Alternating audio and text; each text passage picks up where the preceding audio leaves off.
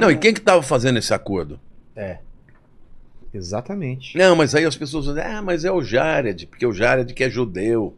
Não, mas... Cara, eu Sei sempre... lá, sei lá. Tem alguns candidatos, né? Você pega, por exemplo, do ponto de vista de controle.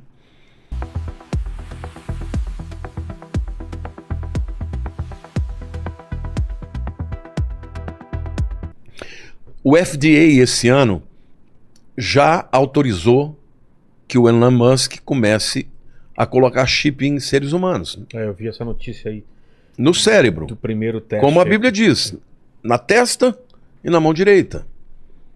Eu tenho um amigo lá em Israel, na verdade ele é amigo do Guto, que é meu amigo, e ele estava contando pro Guto, que o Guto foi lá fazer uma visita para ele, e falou, cara, ele é judeu, ele nem sabe dessas coisas. Ele falou assim, eu tô horrorizado.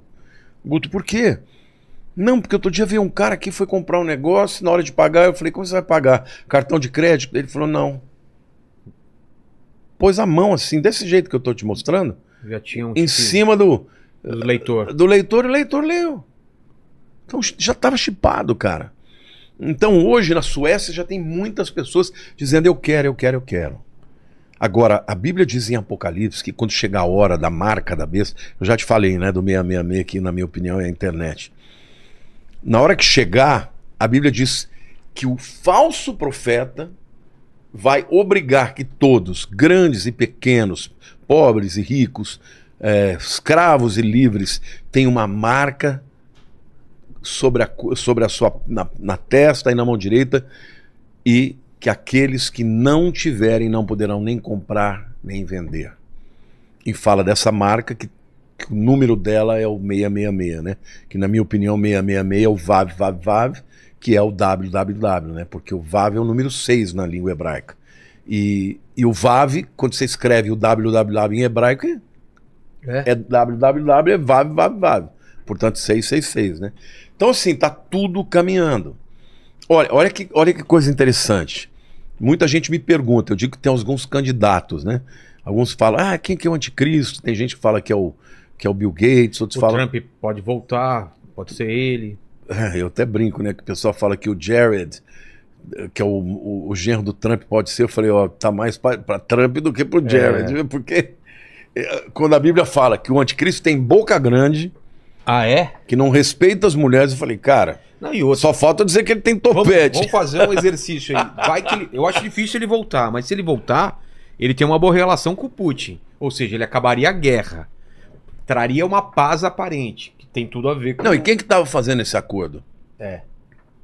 Exatamente. Não, mas aí as pessoas dizem, mas é o Jared, porque o Jared que é judeu.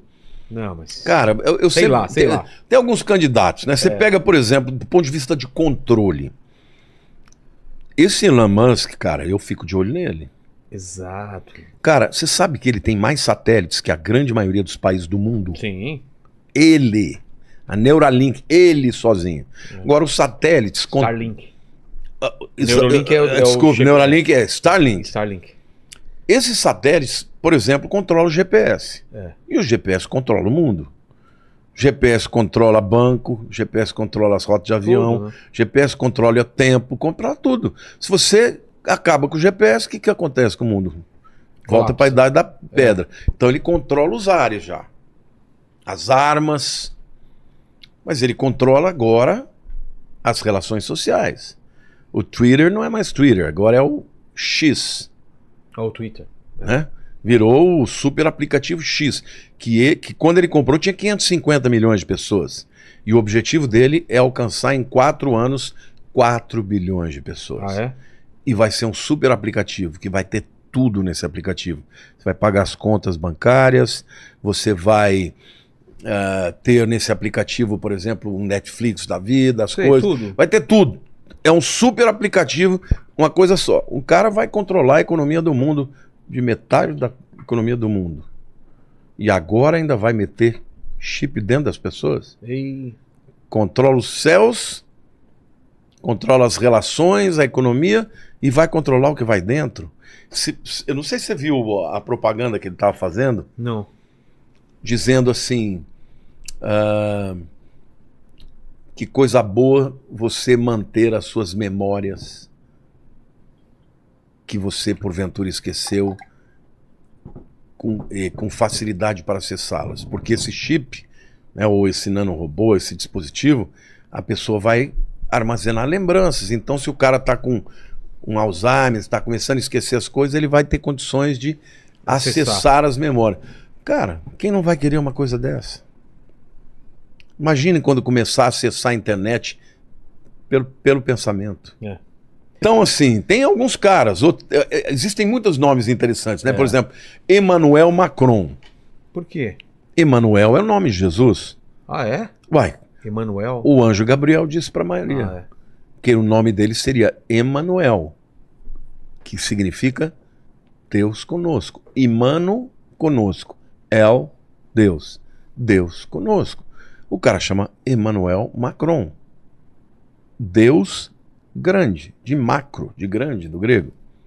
Esquisito também. É. Tem vários aí que tem.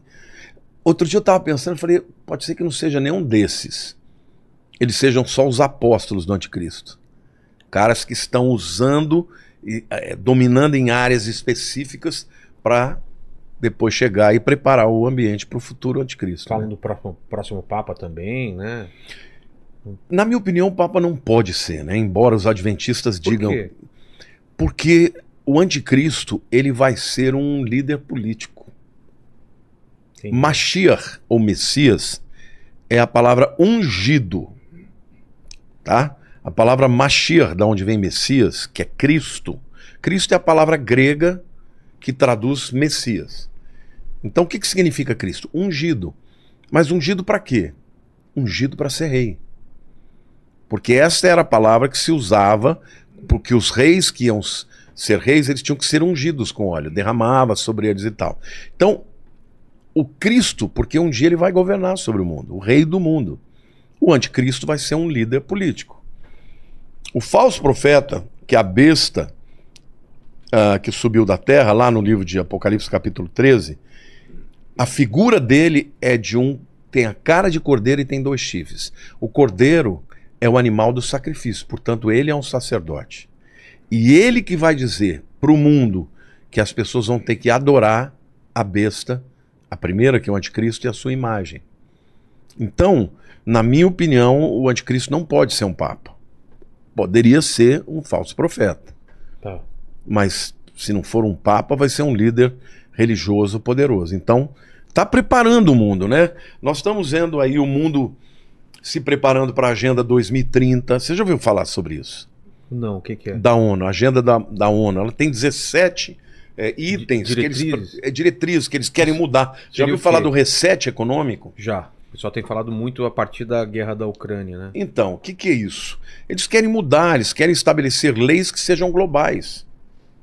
Eles querem investir só em energia limpa, não querem mais investir em nada que tenha a ver com petróleo, mudar toda a matriz energética, os carros, mas não só isso, eles estão falando de um mundo em que ninguém vai ser dono de nada e todo mundo vai ser feliz.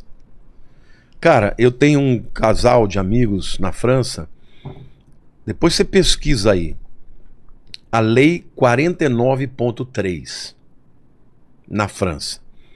É uma lei em que o Macron, quando ele usa isso sobre um projeto que ele quer passar, o Congresso Nacional tem 24 horas para derrubar a lei. Se não derrubar em 24 horas, ele não precisa mais do Congresso. Ou seja, ele pode governar desse jeito. Porque como é que você consegue derrubar uma lei em 24 horas? Você sabe que não existe. É discussão, é gente daqui, gente dali. Passou 24 horas, caducou. E ele já está dizendo que ele vai usar essa lei para um monte de coisas. Ou seja, o mundo está caminhando para um tempo em que não vai mais ter democracia. Onde o Congresso não vai mandar, os líderes das nações vão mandar, vão fazer o que quiserem, em todas as nações. Isso está caminhando para quê? Para uma agenda global, que vai ser, obviamente, uma agenda de controle sobre o mundo, e inclusive o anticristo vai ser o líder disso. Agora, o que eu quero dizer para as pessoas é que a gente não tem que focar simplesmente no fato que vai acontecer de ruim. Porque no final de tudo, Jesus vem. Então, Qual é a comparação com a primeira vinda e a segunda vinda? Tem algum tipo... Quer mais um? Não, vou beber água. Aqui tem água. Tem alguma simetria, alguma similaridade? Vai ter também... Ele vai vir de uma mulher virgem? Não. Vou explicar para você. Eu vou ler para você um texto aqui, ó, que é uma coisa que muitas pessoas não se atentam, né? Isaías 61, 1. Isso aqui é o profeta Isaías trazendo uma palavra profética, mas apontando para Cristo. Tá? Diz assim: o Espírito do Senhor Deus está sobre mim, porque o Senhor me ungiu para pregar boas novas aos quebrantados e enviou-me a curar os quebrantados de coração, a proclamar libertação aos cativos e a pôr em liberdade os algemados, a pregoar o ano aceitável do Senhor e o dia da vingança do nosso Deus. Ele diz que o Messias iria apregoar o ano aceitável e o dia da vingança. Detalhe: quando Jesus chegou em Nazaré, a sua terra, é onde ele foi criado, ele nasceu. Tem algumas cidades importantes para Jesus. Ele nasceu em Belém, ele foi criado em Nazaré, ele exerceu o seu ministério em Cafarnaum e morreu em Jerusalém. Mas quando ele chega em Nazaré, ele entra na sinagoga e é convidado para ler as escrituras que estavam no dia e comentá-las. E o texto do dia era esse. Então ele leu esse texto e disse: hoje se cumpre em mim as escrituras.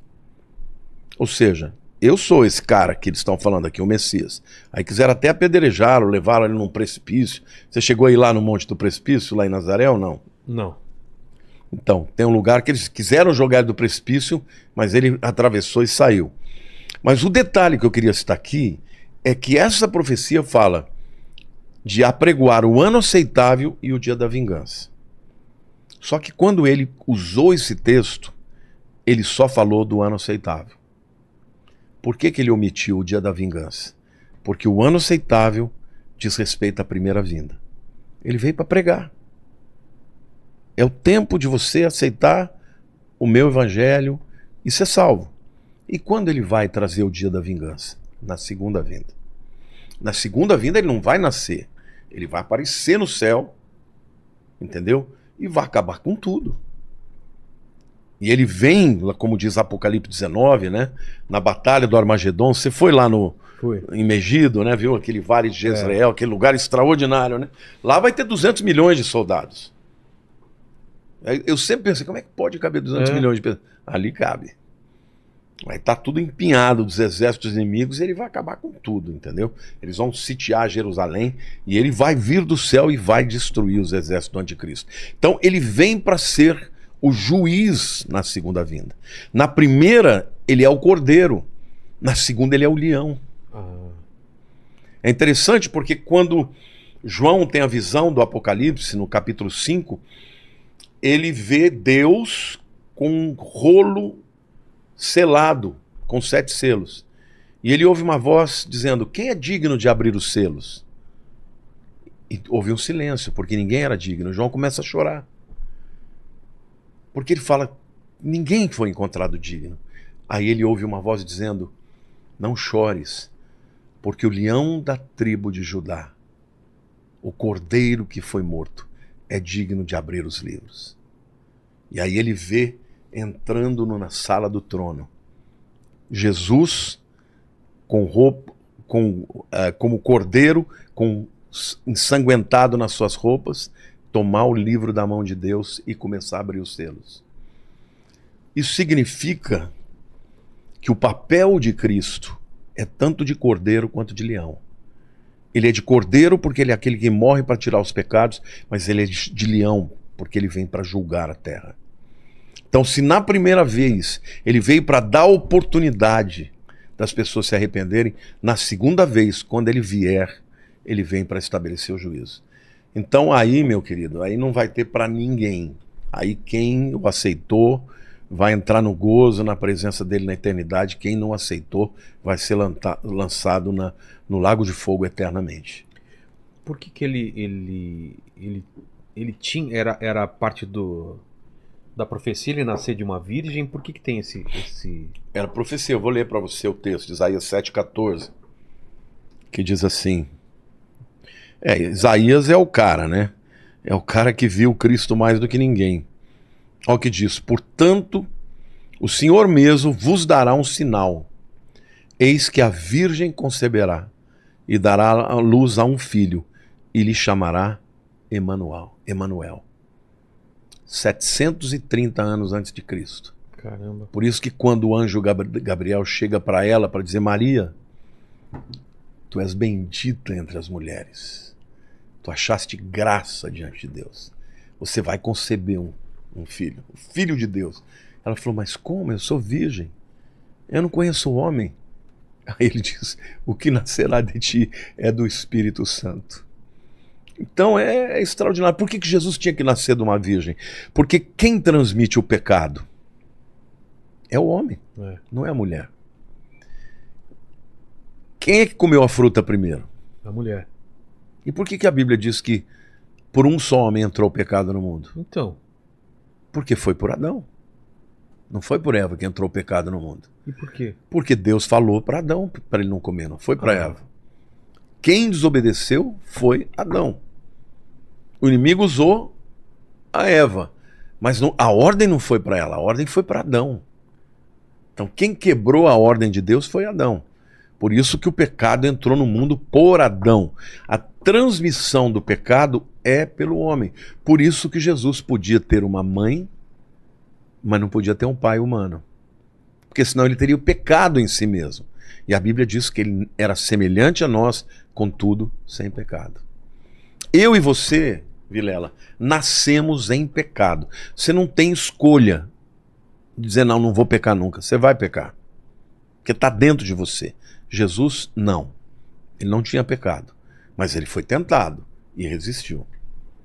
Entendi. Então por isso que tinha que nascer de uma virgem. E nasceu de uma virgem, né? Então na segunda vinda a gente não precisa ficar procurando sinais de que tal pessoa pode ser o Cristo ou não. Uma pessoa que fala isso. Não, Cristo não. Esse que se falar que é o Cristo, ele é o anticristo. Entendi. Ou um dos anticristos, né? Falso profeta. Porque Cristo ele vai aparecer no céu, ele não vai aparecer na terra. Tá. Entendeu? Então a chance do Henri Cristo ser Cristo Zero. é zero. É. Você tá me dizendo Total. que aquele cara que fala ó pai, com aquela coroa de pelúcia lá, que não é de espinho de verdade, mas não tem chance de ser Cristo. Não. Fico mais aliviado. Se esse conteúdo fez sentido para você, curta o vídeo, inscreva-se para acompanhar os próximos cortes e compartilhe com quem também gosta de refletir sobre a vida.